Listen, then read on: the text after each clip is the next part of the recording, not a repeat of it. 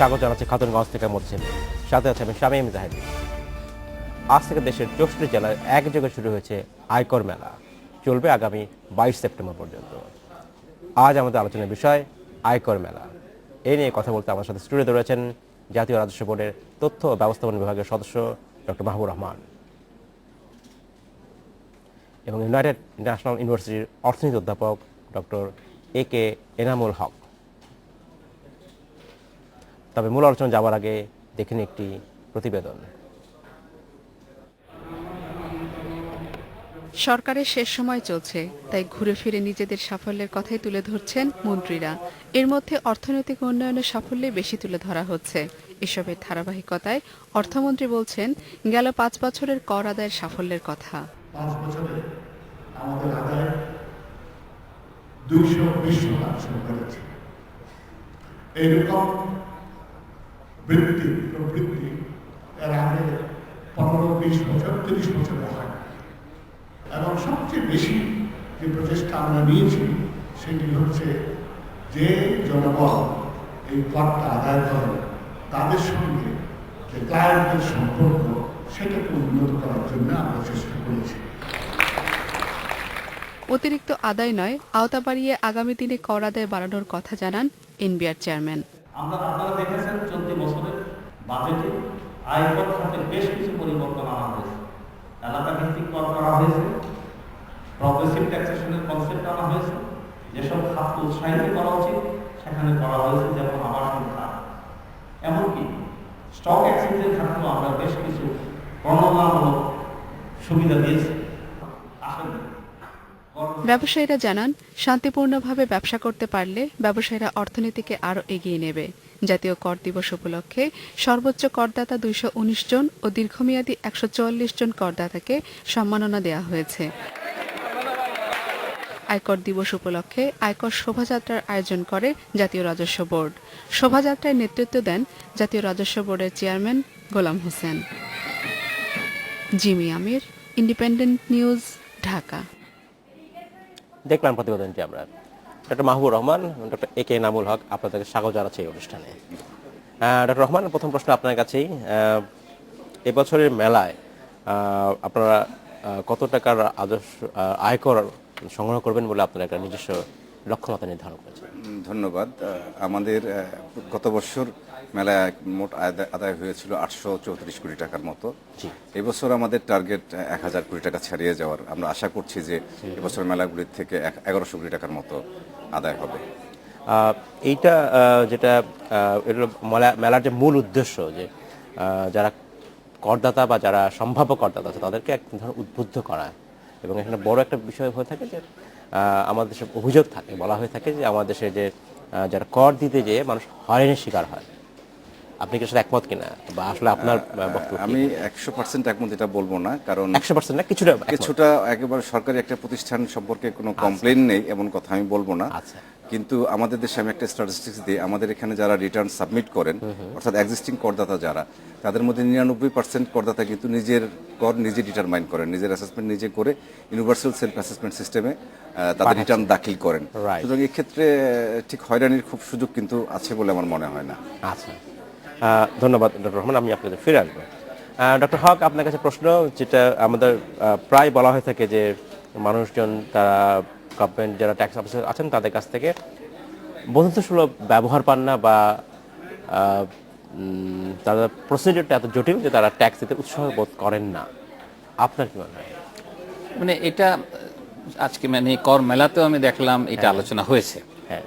এবং এটার অর্থটা আমার কাছে মনে হচ্ছে একটু চিন্তা করা উচিত। আমরা যখন বলি বন্ধুত্বপূর্ণ ব্যবহার, সেটা ট্যাক্স দেওয়ার সময় বা নেয়ার সময় না।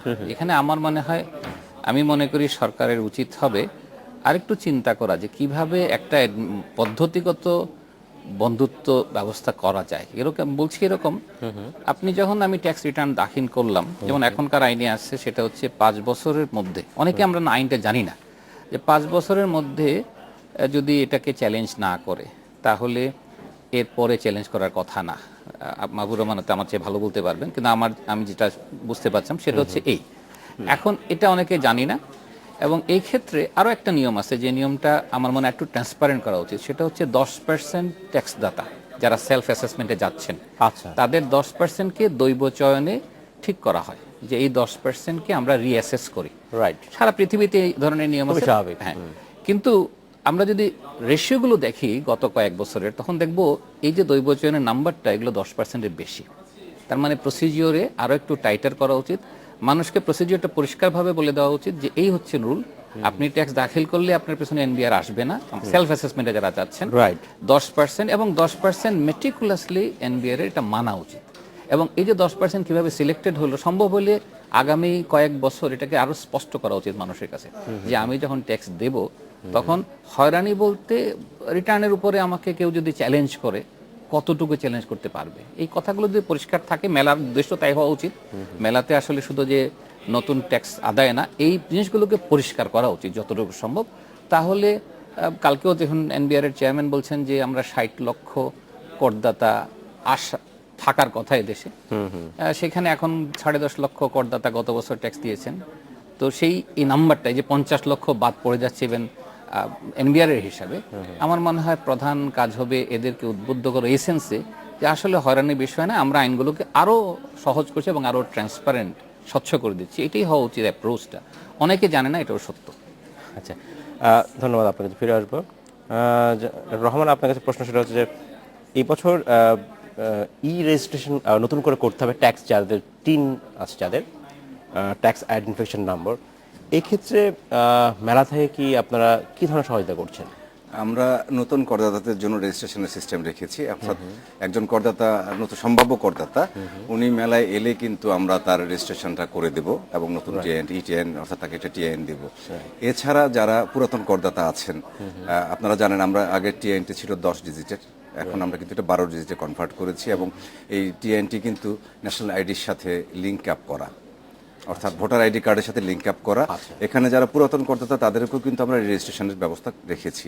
যে কেউ এখানে এলে নতুন করদাতা অথবা পুরাতন করদাতা, আমরা রেজিস্ট্রেশন অথবা রেজিস্ট্রেশন সুযোগটি কিন্তু এখানে আছে। একটা প্রশ্ন এসে যায় যে সামনেই আগামী এই বছরের অর্থ বছরের জন্য ট্যাক্স রিটার্ন সাবমিট করতে হবে, সেক্ষেত্রে আবার এই নতুন 3 নম্বরটা নেওয়া কি বাধ্যতামূলক কিনা? কারণ একই সাথে এটা বলা হচ্ছে জানুয়ারি পর্যন্ত এটা বৈধ থাকবে। আচ্ছা, আমরা যেটা বলছি, আমরা এনবিআর থেকে যেটা বলছি সেটা হলো যে আমরা কিন্তু বলিনি যে যারা পুরাতন টিএন দিয়ে রিটার্নটা সাবমিট করবেন তাদেরটা রিটার্নটা আমরা অ্যাকসেপ্ট করব না, সেটা বলা আমরা হচ্ছে না। করব, কিন্তু আমরা একটু প্রেফার করছি নতুন টিএনটাকে ইন্ট্রোডিউস করার জন্য। কারণ আগের যে টিএনটি ছিল সেটি কিন্তু কোন একটা এনবিআর-এরই একটা সফটওয়্যার, এটার সাথে কিন্তু অ্যাকচুয়ালি কোনো ন্যাশনাল আইডির সাথে লিঙ্ক আপ ছিল না। অর্থাৎ একজন করদাতা যদি আমাদের এনবিআর-এর থেকে কোনো কারণে ট্রেসলেস হয়ে যান, তাকে কিন্তু আমরা আর খুঁজে বের করতে পারতাম না। যার জন্যই কিন্তু আমরা ন্যাশনাল আইডির সাথে আমরা এটা লিঙ্ক আপ করেছি। এবং এটা আমরা এখন নিয়ম যেটা করেছি, আপনারা যারা যাবেন রিটার্ন সাবমিট করবেন, সার্কেলে করেন, মেলাতে করেন, যেখানেই করেন না কেন, আপনাকে কিন্তু সাথে সাথে আমরা ন্যাশনাল ইটিআইটা দিয়ে দিব।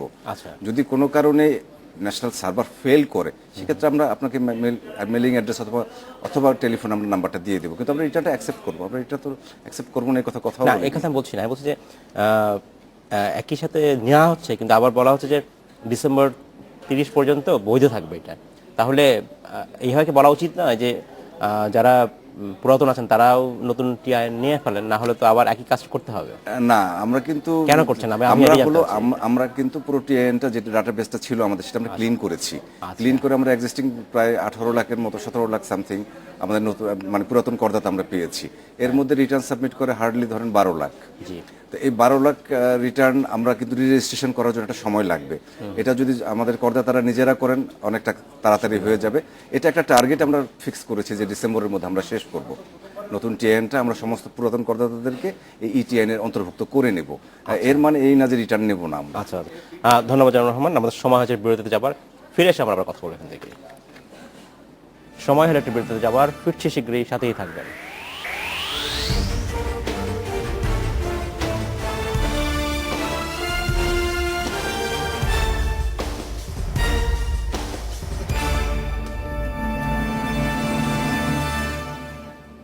স্বাগত আর একবার খাতুনগঞ্জ থেকে মধ্যে থেকে। আজ আমরা কথা বলছি আয়কর মেলা নিয়ে। এ নিয়ে আমার সাথে আলোচনা করতে স্টুডিওতে রয়েছেন জাতীয় রাজস্ব বোর্ডের তথ্য ও ব্যবস্থাপনা বিভাগের সদস্য ডক্টর মাহবুবুর রহমান এবং ইউনাইটেড ইন্টারন্যাশনাল ইউনিভার্সিটির অর্থনীতি বিভাগের অধ্যাপক ডক্টর এ কে এনামুল হক। জনাব হক, জনাব রহমান, আপনাদেরকে ধন্যবাদ এই অনুষ্ঠানে আর একবার। জনাব হক, আপনার কাছে প্রশ্ন এবারে আমরা যখন আলোচনা করছিলাম সেখানে একটা বিষয় সেটা আসে থাকে যে বলা হয় থাকে যে ট্যাক্সের আওতা বাড়িয়ে আরো বেশি লোককে ট্যাক্স নেটওয়ার্ক আনা যেতে পারে, কিন্তু পরিমাণ যেন না বাড়ানো হয়। আরো বেশি আসলে কোন জায়গায় সরকারের নজর দেওয়া উচিত যেখান থেকে ট্যাক্স বেশি আসতে পারে আপনার মনে হয়? এটা আসলে নানাভাবে, মানে আমি যেমন আপনি যেটা বললাম একটু আগে যে আমাদের আরো 50 সরকারি হিসাব মতে মনে হচ্ছে আরো 50 লক্ষ ট্যাক্স করদাতাকে খুঁজে পাওয়া যাচ্ছে না। এটা হ্যাঁ, মানে এটা, এবং আমার নিজেরও ধারণা এরকমই নাম্বার হবে। অনেক সময় 1 কোটি বলা হচ্ছিল, আমি তখন ডিসএগ্রি করেছিলাম এর আগের একটা অনুষ্ঠানে। Right. আমারও ধারণা 50-60 লক্ষ লোক ট্যাক্সেবল হওয়া উচিত। তো তাদেরকে বের করার জন্য পদ্ধতি ডিফিকাল্ট না। একটা হচ্ছে স্যালারিড গ্রুপটা আসছে, আপনি যদি খুব সহজে বসেন, যারা আমরা ব্যবসায়ী গ্রুপ আছে, যাদের বাড়ি আছে, যাদের গাড়ি আছে, সে সমস্ত জায়গায় টিন দিয়ে ধরার একটা চেষ্টা হচ্ছিল। আমি যেটা ভাবছি সেটা হচ্ছে, যেটা বলছি, যেমন টিনের ক্ষেত্রে একটা এক্সাম্পল দিই। জমি ক্রয়ের ক্ষেত্রে আমরা দেখছিলাম, আমি একটা ডাটা, সেটা হচ্ছে যারা ক্রেডিট কার্ড ব্যবহার করেন তাদের একটা টিন দিতে হয়, করা হচ্ছে। 50% টিন ভুয়া।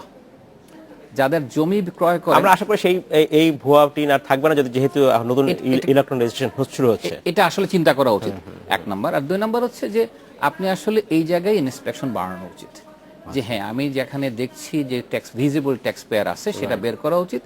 বের করা এইটা কেন দরকার, যেটা না হলে আপনি এক্সিস্টিং করদাতার উপরে সব চাপ দিচ্ছেন।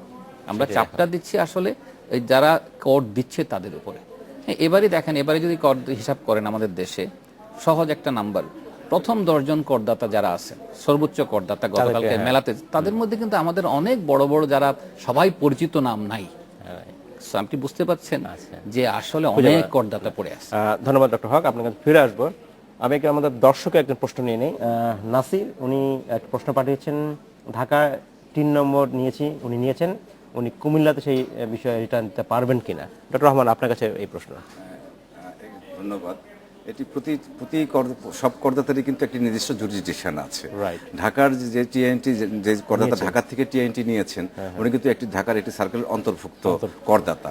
এক্ষেত্রে ওনাকে যদি উনি কুমিল্লাতে রিটার্ন দাখিল করেন, সেটা আসলে খুব সঠিক না, কারণ এই রিটার্নটি তো আসলে ঢাকায় অ্যাসেসমেন্ট হবে এবং এই রেকর্ডটিও ঢাকায় রাখা হচ্ছে। তো এই মুহূর্তে আসলে এই সুযোগটি নেই। এসব ক্ষেত্রে যদি আমরা যখন অনলাইন রিটার্নে যাব তখন হয়তো আমরা এই সুযোগটা দেব। বর্তমান ক্ষেত্রে যদি কোনো করদাতা তার অবস্থান পরিবর্তন করেন, পেশাগত কারণে হতে পারে, সেক্ষেত্রে কি করা উচিত? আবার কোনো করদাতা যদি তার ব্যবসা ক্ষেত্র অথবা চাকরি ক্ষেত্র পরিবর্তন করেন, উনি একটা অ্যাপ্লিকেশন দিলেই হবে যে সার্কেলে যে আমি ওখানে চলে গেছি, আমার ফাইলটি পাঠিয়ে দেন। ধন্যবাদ ডক্টর রহমান। আমি আপনাকে আরেকটা প্রশ্ন করতে চাচ্ছি। ডক্টর হক বলছিলেন যে যা আমরা সেলফ অ্যাসেসমেন্ট ট্যাক্স রিটার্ন দেওয়া হচ্ছে, এর 10% অডিট হতে পারে বা রিঅ্যাসেসমেন্ট করতে পারে এনবিআর, কিন্তু সেক্ষেত্রে বেশি হয়ে থাকে, 10% বেশি ট্যাক্স দাতার ক্ষেত্রে এটা করা হয়ে থাকে, রিঅ্যাসেসমেন্ট করা হয়ে থাকে। আপনি কি এটার সাথে একমত কিনা? আমি খুব একমত না। উনি এনামুল হক সাহেব আরো দু একটা কথা বলেছেন এই প্রসঙ্গে, যে ট্রান্সপারেন্ট হওয়া উচিত, যে কি ক্রাইটেরিয়া বেসিসে আমরা ট্যাক্স অডিটের সিলেকশনটা করি। প্রথমত এটি ট্রান্সপারেন্ট, কারণ যে বেসিসগুলিতে ট্যাক্স অডিটের জন্য ফাইল সিলেকশন করা হয় সেটি কিন্তু ওপেন একটি সার্কুলার, যে এই ক্রাইটেরিয়ার বেসিসে রিটার্নটি, এই ক্রাইটেরিয়াগুলিতে ফিট করলে রিটার্নটি অডিটের জন্য সিলেকশন হবে। এমনকি অডিটের সিলেকশন হলেও করদাতা যদি ব্যাখ্যাটি সঠিকভাবে দিতে পারেন, তাহলে কিন্তু সেটা ড্রপও করে দেওয়া হয়। আর সিলেকশন আমরা ইনফ্যাক্ট 10% করা উচিত, আইনে ওরকম বিধান আছে, বাট আমাদের এখনো আমরা 10% পর্যন্ত করতে পারছি না, কিন্তু পার্সেন্টেজটা কম, ইনফ্যাক্ট আরেকটু কম। এটা আগে হয়তো, আগে আমি একটু কথা বলি, 2008 সনে আমাদের 29% করদাতা ইউনিভার্সাল সেলফ অ্যাসেসমেন্টে রিটার্ন দিতেন। এটা গত বছর কিন্তু 99%। So it's impossible. আমাদের যে লজিস্টিক বা ম্যান পাওয়ার আছে, তাতে 10% করদাতার অডিট করা আমাদের পক্ষে এখনো ওরকম সামর্থ্য আছে কিনা আমার লোকবলের একটা সংকটই আপনি বলছেন। এটা 10% না, লোকবলের সংকট ঠিক নেই, লোকবল আমরা নিচ্ছি, বাট এদেরকে তো ট্রেন আপ করতে হচ্ছে। আমরা 10% পর্যন্ত এখনো পৌঁছতে পারছি বলে মনে হয় না, এটা ট্রেনের নিচে। ধন্যবাদ ডক্টর রহমান। আপনার কাছে জনাব হক, আপনার কাছে প্রশ্ন, যে উনি যেটা বলছিলেন যে এক ধরনের ব্যাখ্যা যেটা দিলেন, আপনি সন্তুষ্ট কিনা? আমাদের হাতে সময় খুবই কম, এটা বলে আমরা শেষ করবো এই প্রশ্ন। আবার যদি বলেন। উনি বলছিলেন যে অ্যাসেসমেন্ট যেটা করা হচ্ছে 10% কোনোভাবেই সম্ভব নয়। আমি যেটা বলছিলাম, হ্যাঁ, আমি যেটা বলছিলাম যে 2008-9 ডাটাটা ছিল আমার কাছে, সেখানে 10% এর বেশি ছিল, এবং তখন ছিল 29% যেটা বলেন, এখন 99%। সুতরাং আমি বুঝতে পারছি যে 10% হচ্ছে না। তবে এর সাথে আমার মনে হয় এনবিআর এর উচিত, যেহেতু মেলা চলছে, কতগুলো জিনিস পরিষ্কার করা, যে এই কাজ করলে আপনি অ্যাসেসমেন্টের আওতায় যাবেন। এটাও মানুষজনকে এটা জানানো। একটা মানুষ মানে আমি মনে করি মানুষ যত বেশি জানবে, ট্রান্সপারেন্ট হবে বিষয়টা, তত বেশি এই কাজটা হবে। এবং যেহেতু আমাদের মূল লক্ষ্য হওয়া উচিত এই মেলার যে আমি নতুন করদাতা আনবো, সুতরাং মানুষকে যত পরিষ্কার ইনফরমেশন দিতে পারবো, মানুষ বুঝবে যে হ্যাঁ আমাকে এত ভয় পাওয়ার দরকার নেই। ট্যাক্স ডিপার্টমেন্টে ট্যাক্স দেওয়াটা এটা কিন্তু জাতীয় দায়িত্ব। আমরা যেরকম বলি যে হজে যাওয়াটা আমার সামাজিক এবং ধর্মীয় দায়িত্ব, হ্যাঁ। আমি নাগরিক হিসাবে ট্যাক্স দেওয়াটা আমার জাতীয় দায়িত্ব। এটাকে উদ্বুদ্ধ করাটা হচ্ছে আমাদের প্রধান কাজ। ধন্যবাদ ডক্টর হক, ধন্যবাদ ডক্টর রহমান। আমাদের সময় স্বল্পতা শেষ করতে হচ্ছে। আসার জন্য আপনাকে অসংখ্য ধন্যবাদ। এই ছিল আজকের মতো খাতুনগঞ্জ থেকে মধ্যে ছিল। আমাদের সাথেই থাকবেন, দেখা হবে আমাদের।